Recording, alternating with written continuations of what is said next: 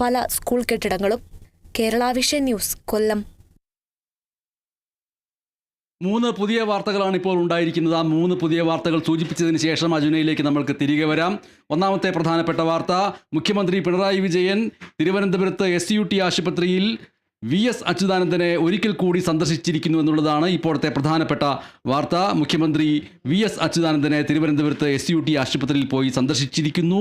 നേരത്തെ ഒരു തവണ മുഖ്യമന്ത്രി അദ്ദേഹത്തിന് VS അച്യുതാനന്ദനെ അവിടെ പ്രവേശിപ്പിച്ച വേളയിൽ ആദ്യം ഒരു തവണ കാണുകയുണ്ടായി. അതിൻ്റെ തുടർച്ച എന്നുള്ളതിലേക്ക് ഇപ്പോൾ VS അച്യുതാനന്ദനെ മുഖ്യമന്ത്രി പിണറായി വിജയൻ സന്ദർശിച്ചിരിക്കുന്നു.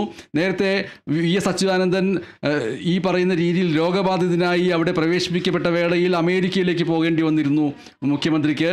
ഇപ്പോൾ മുഖ്യമന്ത്രി പിണറായി വിജയൻ തിരുവനന്തപുരത്ത് SUT ആശുപത്രിയിലെത്തി VS അച്യുതാനന്ദനെ സന്ദർശിച്ചിരിക്കുന്നു എന്നുള്ളതാണ് ഈ നിമിഷങ്ങളിലെ പ്രധാനപ്പെട്ട ഒരു വാർത്ത. രണ്ടാമത്തേത് പാർലമെൻറ്റിൽ നിന്നാണ്. പാർലമെൻറ്റിൻ്റെ വർഷകാല സമ്മേളനം ആരംഭിച്ച ഇന്ന് വളരെ പ്രധാനപ്പെട്ട ഒരു അറിയിപ്പ് വന്നിരിക്കുന്നത്. 2 ആഴ്ചയ്ക്കുള്ളിൽ ഓപ്പറേഷൻ സിന്ദൂറിനെ കുറിച്ച് പാർലമെൻറ്റ് ചർച്ച ചെയ്യുമെന്നുള്ളതാണ്.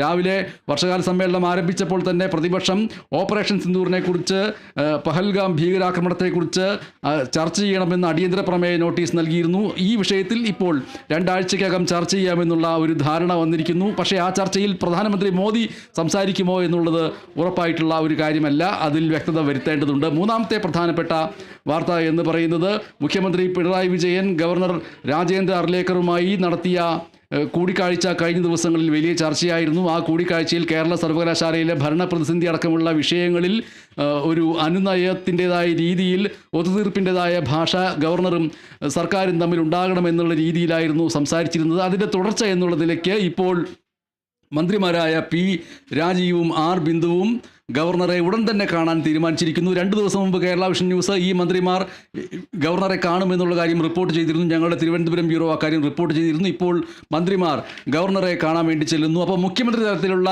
ഒരു അനുനയ ചർച്ചകൾക്ക് പിറകെ മന്ത്രിതലത്തിലുള്ള അനുനയ ചർച്ചകൾ നടന്നുകൊണ്ടിരിക്കുന്നു എന്നുള്ളതാണ് ഈ നിമിഷങ്ങളിലെ 3 പ്രധാനപ്പെട്ട വാർത്തകൾ.